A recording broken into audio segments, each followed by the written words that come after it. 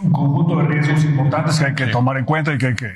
Desde el punto de vista mexicano, el antídoto contra casi todos esos riesgos que señala atinadamente Sabino es integrarse más en América del Norte. Sí, sí, sí. Sí. O sea, y nos vinieron a invitar a eso, por cierto. Sin duda. O sea, no, sin duda. Es que cuando tú negociaste el tratado, el que quería que lo invitaran era México. Ahora quien nos está invitando a una mayor profundización es México, la sustitución de importación. No es bueno, eso lo dijo el presidente.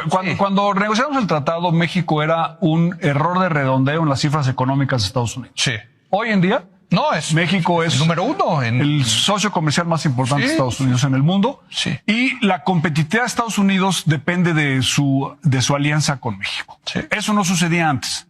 Y la pregunta es si nosotros tenemos la suficiente imaginación para poder aprovechar estas cosas, ¿no? Entonces, en México estamos mejor que antes, sí, pero no estamos tan bien como podríamos estar. Sí. Ese es un poco el punto.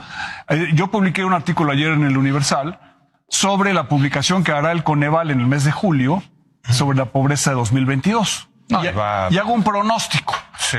La pobreza se va a reducir radicalmente en los números comparado con 2020, y eso va a hacer que mucha gente se rasgue las vestiduras de los dos lados del espectro político, porque los que son, digamos, acérrimos adversarios de la Cuarta Transformación van a decir eso no es posible, o están esperando que salga un incremento en la pobreza, pero no va a suceder, va a salir una reducción en la pobreza. ¿Por qué? Porque te estás comparando, la encuesta de ingreso-gasto de los hogares se levantó entre julio y octubre de 2020. Justo a la salida del confinamiento, donde tenías tú 2 millones de gente sin... Es un tema aritmético, digamos. No, bueno, pero no es solamente aritmético, porque hay razones detrás de la recuperación de los ingresos. Los mexicanos hoy en día tienen ingresos más altos. Sí. Porque la popularidad del presidente está relacionada sobre todo con los ingresos de la gente. Y tienen ingresos más altos. Los salarios son más altos hoy en día que antes en México. Punto.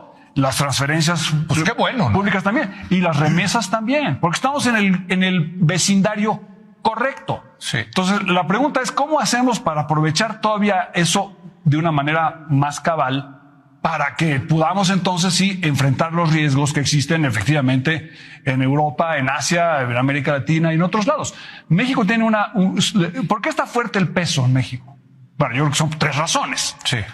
Una, porque hay un diferencial de tasas de interés importante con Estados Unidos. Totalmente. Y ese diferencial lo incrementamos antes que la Fed impusiera a subir sus tasas de interés. Segunda, lo que decía Blanca, porque tenemos finanzas públicas relativamente sanas.